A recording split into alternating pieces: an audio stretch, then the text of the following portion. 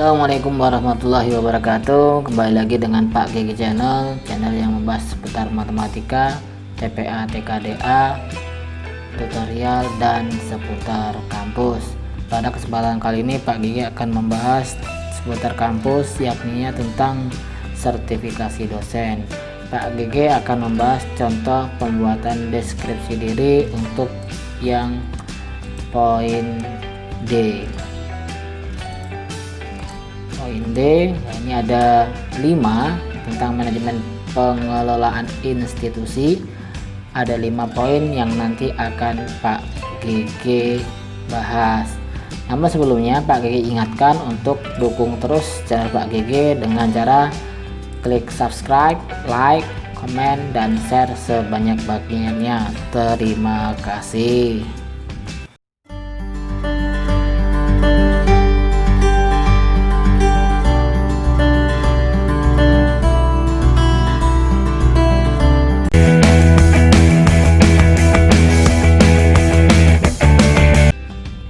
Ya, unsur D itu manajemen pengelolaan institusi. Ada 5 poin. Yang pertama, implementasi kegiatan dari usulan pemikiran, dukungan institusi, kendali diri, tanggung jawab, dan keteguhan pada prinsip. Kita masuk yang pertama, implementasi kegiatan dari usulan pemikiran.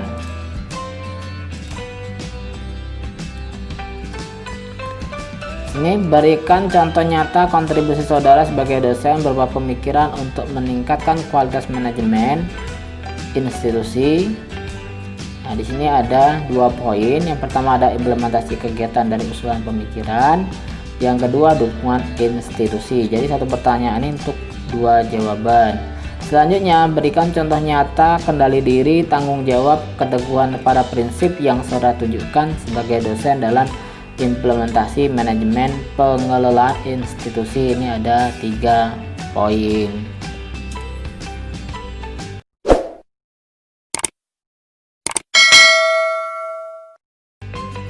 Ya, kita lanjutkan. Implementasi kegiatan dari usulan pemikiran. Saudara sampaikan semua usulan atau pemikiran untuk perbaikan, baik untuk program studi secara khusus maupun untuk kampus secara umum. Jadi di sini karena ini adalah implementasi dari usulan kita, jadi apa yang menjadi usulan kita atau pemikiran kita yang kita sampaikan untuk perbaikan itu kita tuliskan. Contoh yang saya buat di sini, usulan dari saya untuk PSPMat adalah pengarsipan secara digital atau soft copy. Usulan kedua, PSPMat harus mengarsipkan dengan baik aktivitas dosen per semester, baik berupa hard copy maupun soft copy. Usulan yang ketiga, usulan kepada yayasan terkait penerimaan mahasiswa dari peringkat 1 sampai dengan 5 diberikan beasiswa 100% untuk 1 semester. Sedangkan usulan keempat, usulan saya pada panitia wisuda seksi acara adalah membuat presentasi nama-nama mahasiswa yang di wisuda. Jadi ada 4 usulan ini yang saya deskripsikan dalam DD saya.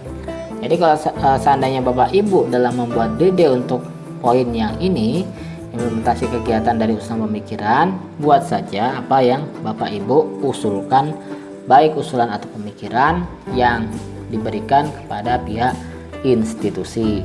Sebagai keterangan, ini poinnya ada 3 kali 7, berarti ada 21 poin per asesor, sedangkan kita ada 2 asesor. Kita lanjutkan. Dukungan institusi.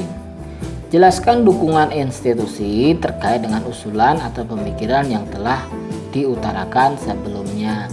Jadi 4 usulan yang saya usulkan pada waktu itu mendapat tanggapan berbeda-beda.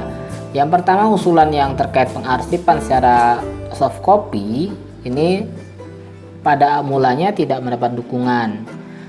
Hal ini dikarenakan pada waktu itu memang masih susah dalam kita untuk men-scan, beda dengan hari ini yang sudah serba mudah.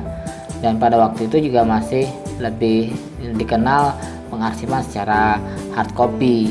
namun seiring waktu akhirnya bisa diterima oleh institusi. Ini karena memang setelah itu lama kelamaan dari pihak perguruan tinggi dan jajarannya yang lebih tinggi, L2 Dikti dan seterusnya, itu sudah meminta dalam bentuk soft copy. Akhirnya karena tuntutan itulah yang menjadikan usulan saya pada waktu itu diterima.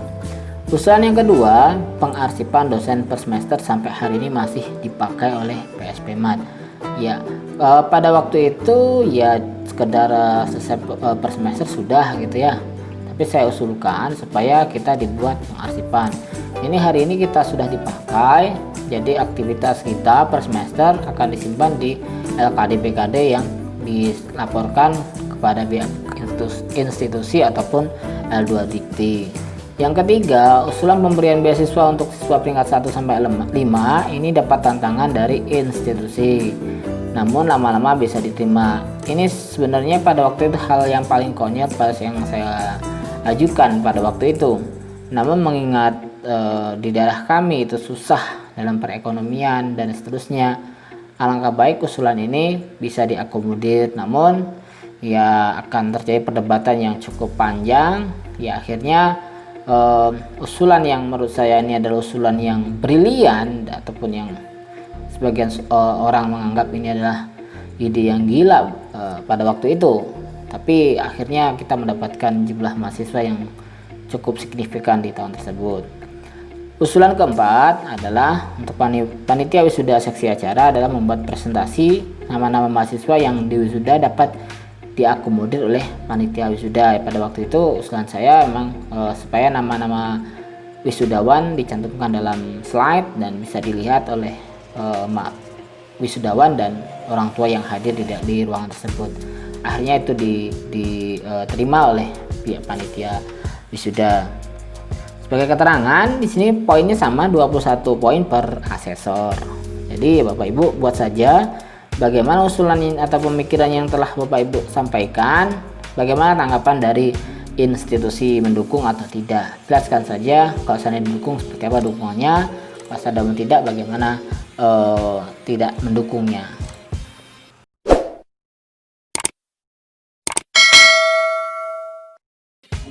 Ya, kita lanjutkan.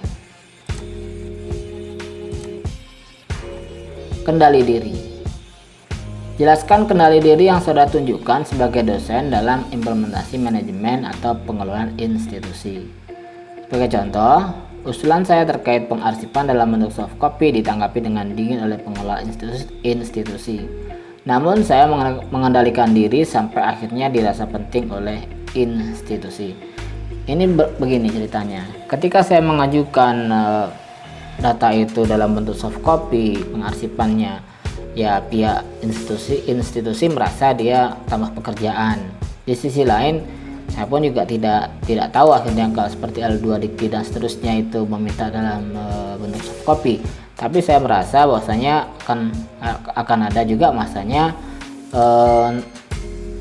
data-data dalam bentuk hard copy itu akan di-scan dalam bentuk soft copy, yang akhirnya hari ini kejadian. Yang kedua, usulan pemberian beasiswa untuk siswa peringkat 1 sampai dengan 5 dapat tentangan dari institusi. Nah, ini pada waktu itu memang susah ya. Kita mengajukan ini bolak-balik kita ke pimpinan, tidak diterima karena pada waktu itu saya sebagai tim promosi. Namun kita menjelaskan sedikit demi sedikit kondisi keuangan masyarakat, daya beli masyarakat, kondisi harga sawit, harga karet dan komoditi yang ada di daerah kami yang semakin hari semakin tidak menentu. Ini menjadi salah satu solusi kalau menurut saya pada waktu itu. Dan akhirnya alhamdulillah dengan berat hati pimpinan pada waktu itu menerima apa yang kami ajukan, dan sebagai endingnya pada waktu itu penerimaan mahasiswa yang di tahun kami sebagai panitia itu mendapat tambahan jumlah mahasiswa yang cukup signifikan. Bagaimana kita mengontrol diri kita atau kendali diri kita pada waktu itu atas bentuk ide ataupun gagasan ataupun pemikiran yang kita sampaikan kepada institusi untuk pengelolaan, ya kita ya harus berpandai-pandai diri, kita juga tidak bisa memaksakan apa yang kita sampaikan. Kalau diakomodir ya alhamdulillah, kalaupun tidak setidaknya kita sudah memberikan sebuah pemikiran pada institusi. Ini poinnya 2 kali 7 14 maksimal per asesor. Tanggung jawab. Jelaskan tanggung jawab yang saudara tunjukkan sebagai dosen dalam implementasi manajemen atau pengelolaan institusi. Yang pertama, contoh yang saya berikan adalah tanggung jawab saudara dalam menjalankan tridharma perguruan tinggi. Ini saya jelaskan bagaimana tentang pengajaran, pendidikan, termasuk juga penelitian dan pengabdian. Ini saya jelaskan sedikit dalam diri saya. Yang kedua adalah tanggung jawab saudara akan tugas tambahan yang diberikan oleh institusi, misalnya bimbingan PA, skripsi, KKN, panitia dan lain-lain. Ini bentuk tanggung jawabnya bagaimana? Bagaimana kita mendapatkan amanah itu dan kita bekerja sesuai dengan apa yang diamanahkan oleh institusi kepada kita. Yang ketiga adalah tanggung jawab dalam manajemen atau pengelolaan institusi jika saudara menjadi salah satu bagian pemangku jabatan. Seandainya Bapak Ibu menjadi pejabat di dalam kampus, ya, jelaskan apa yang menjadi tanggung jawab Bapak Ibu terhadap manajemen kampus dan jelaskan semuanya yang kira-kira bisa untuk menjelaskan tanggung jawab yang Bapak Ibu ambil dalam pengelolaan institusi. Ini poinnya sama, 2 kali 7 14 per asesor.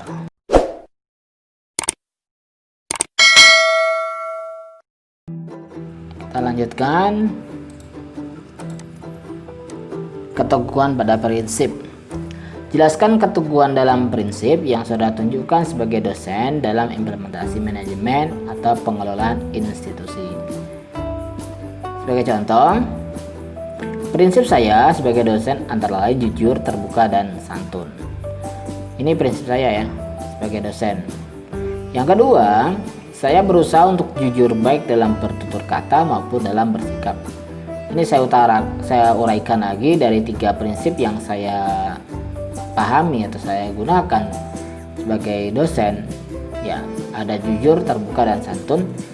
Ini saya perlebar lagi terkait jujur dalam bertutur kata maupun dalam bersikap. Ini saya tunjukkan ketika saya menjadi dosen, baik dalam hubungan sehari-hari dengan dosen yang lain, dengan mahasiswa ataupun dengan pimpinan. Yang ketiga, saya terbuka dengan masukan, saran, kritik dari mahasiswa, rekan sejawat, unsur pimpinan, dan masyarakat secara luas. Ini maksud saya dari terbuka. Prinsip saya adalah itu tadi, ketika ada misalnya yang tidak sesuai, saya dikritik, ya disilahkan, baik dari mahasiswa ataupun dari yang lain. Begitu juga dengan masukan dan misalnya ada kekurangan dari saya, ada yang memberikan masukan, saya akan terima dan saya akan pelajari kembali, dan sekiranya nanti bisa saya laksanakan di kemudian hari ya saya laksanakan gitu. Yang prinsip yang keempat adalah prinsip santun dalam berbicara maupun dalam bersikap. Ini prinsip saya. Jadi kalaupun kita mengingatkan teman atau mengingatkan mahasiswa, itu juga kita bisa dalam berprinsip santun yang saya gunakan gitu. Jadi keteguhan prinsip inilah yang nanti sebagai fondasi kita dalam bersikap, baik kita sebagai dosen di tengah-tengah masyarakat ataupun kita sebagai dosen di tengah-tengah mahasiswa dan seterusnya. Jadi Bapak Ibu cukup jelaskan prinsip yang Bapak Ibu pegang, tidak harus sama dengan seperti ini. Yang lain silahkan prinsipnya apa, jelaskan, nanti diperjelas atau dipreteli kembali masing-masing prinsip tersebut supaya bisa menjelaskan apa yang dikehendaki dari DD, dan Bapak Ibu harus konsisten dengan apa yang Bapak Ibu sampaikan. Kalau seandainya jujur ya di bawah juga kaitannya dengan jujur, terbuka, di bawah juga terbuka dan santun gitu. Ini poinnya masih sama, 2 kali 7 14 poin per asesor. Ya, mungkin itu saja yang bisa Pak GG sampaikan pada kesempatan yang berbahagia ini. Mudah-mudahan Bapak Ibu bisa lulus untuk DD Cerdas tahun ini, dan kalaupun ada pertanyaan silahkan dituliskan dalam kolom komentar. Kalau misalnya Bapak Ibu juga bisa menuliskan FDD dan minta bantu kepada saya, boleh dikirimkan ke alamat email yang sudah saya sampaikan di sana. Insya Allah nanti akan Pak GG bantu. Bagaimana nanti ada permasalahan-permasalahan, silahkan kita bisa komunikasi lewat email. Demikian tutorial untuk pembuatan contoh deskripsi diri terkait sertifikasi dosen tahun ini. Ya, mudah-mudahan bermanfaat. Jangan lupa terus dukung Pak GG dengan subscribe, komen, dan like demi kemajuan Pak GG. Terima kasih. Assalamualaikum warahmatullahi wabarakatuh.